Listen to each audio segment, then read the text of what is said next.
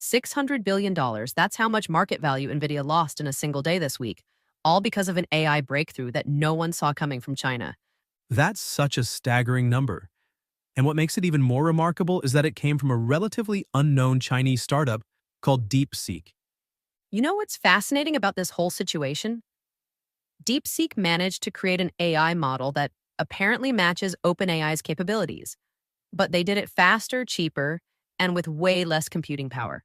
We're talking about a 95% reduction in cost per word compared to OpenAI's top model. The efficiency aspect is truly mind-blowing. How did they manage to accomplish so much with so much less? Well, that's the million-dollar question, or should I say the billion-dollar question. This development is forcing everyone to question these massive investments in AI infrastructure. I mean, if DeepSeek can achieve similar results with fewer resources, what does that say about all these expensive data centers and chip purchases? And just look at how quickly the market reacted. DeepSeek literally knocked ChatGPT off the top spot in Apple's App Store.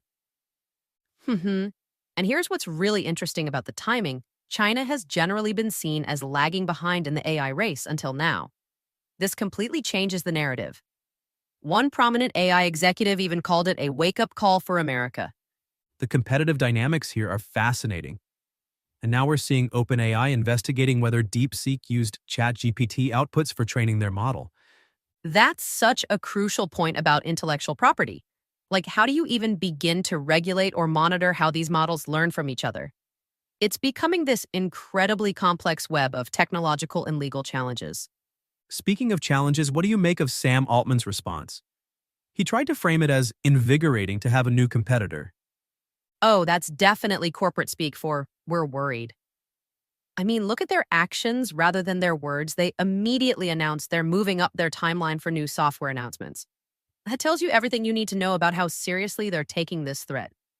The ripple effects across the entire tech industry have been remarkable to watch unfold. You know what this reminds me of? It's like when Japanese car manufacturers disrupted the American auto industry in the 1970s.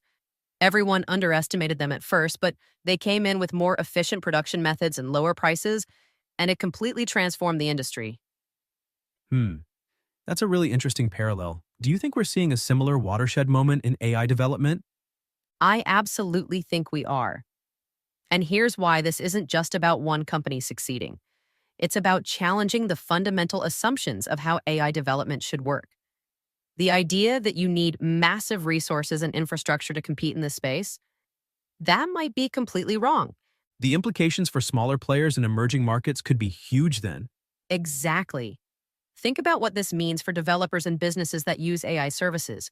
If someone can offer essentially the same capabilities at 5% of the cost, it completely changes the economics of AI implementation. We might see AI adoption accelerate in ways we never imagined. The next few months are going to be crucial for watching how this all plays out. And looking at the bigger picture, this might be exactly what the AI industry needed, a serious reality check that challenges the assumption that throwing more money and computing power at problems is always the answer. Sometimes innovation comes from finding more efficient approaches. Well, one thing's for certain, the AI landscape will never be quite the same after this week. You're right about that. And I think the companies that adapt quickly to this new reality, focusing on efficiency and innovation rather than just raw computing power, are going to be the ones that thrive in this new era of AI development.